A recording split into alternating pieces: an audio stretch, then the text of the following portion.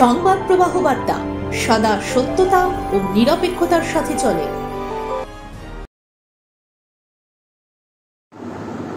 সাধারণ মানুষের নজর এড়িয়ে সূক্ষ্মভাবে চোরের প্রবেশ এবং খুব গুছিয়ে বিভিন্ন গৃহস্থ বাড়ির নগদ টাকা থেকে শুরু করে সোনার গহনা লোপাটে নড়ে চড়ে বসেছেন হুগলির উত্তরপাড়ার মানুষজন।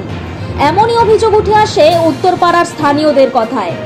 চুরি হওয়া এক বাড়ির ভদ্রলোক জানান, সন্ধ্যা 7টা নাগাদ তিনি বাইরে থেকে বাড়ির দরজা প্রথমে খুলতে পারছিলেন না। পরে স্থানীয়দের সহযোগিতায় ভেতরে ঢুকে দেখেন জামা কাপড় যত্রতত্র অগোছালো হয়ে পড়ে আছে ও পরবর্তীতে অভিযোগ আনেন যে তার বাড়ি থেকে নগদ টাকা সহ সোনার গহনা চুরি হয়ে গেছে। চুরি হওয়া আরেক বাড়িরও এক ভদ্রমহিলার অভিযোগ, চোরেরা একইভাবে তাদের বাড়ি থেকেও নগদ 13,000 টাকা ও 20 গ্রামের মতো সোনার গয়না নিয়ে চম্পট দিয়েছে। ওই ওয়ার্ডের কাউন্সিলর এই ঘটনায় এমন কিছু বক্তব্য রেখেছেন যা সত্যিই তাৎপর্যপূর্ণ। তার কথায়, একের পর এক চুরির ঘটনায় শুধুমাত্র চোর বা প্রশাসনই দায়ী নয়, দায় যদি দিতেই হয় তাহলে উদাসীন হলো এলাকার মানুষজনই। কারণ এলাকায় কোনো আগন্তুকের আগমন ঘটলে প্রাথমিকভাবে এলাকাবাসী কোনো জেরা করেন না, সেখানে পেট্রোলিং করা তো দূরের কথা, এমনকি ওই এলাকার ফ্ল্যাটে কর্মরত সন্দেহজনক কর্মীদেরই এটি কাজ বলে তিনি সন্দেহ করেছেন। বারংবার এই চুরির ঘটনায় বিচলিত উত্তরপাড়ার মানুষজন, সাথে প্রশ্নের মুখে পড়েছেন পুলিশেরা। আমার হাজবেন্ড এখানে একাই থাকে, সকালবেলা 10:30টায় অফিস যায়, সন্ধ্যে 6:30 চলে আসে।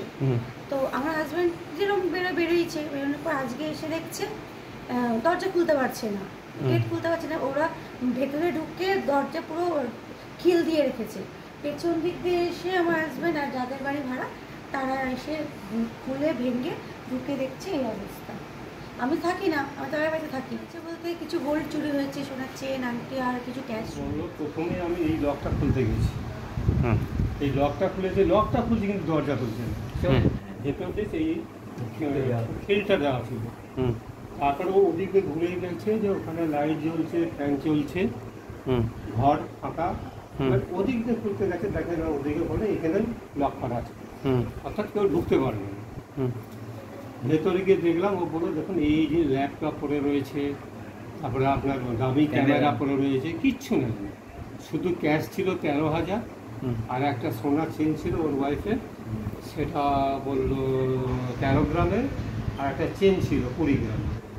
এই শুধু নিয়েছে, অন্য কিচ্ছু নেয়নি, শাড়ি বাড়ি লগা ভেঙে কিচ্ছু নেই, এটা নিয়ে আর এইখান দিয়েই পালিয়েছে।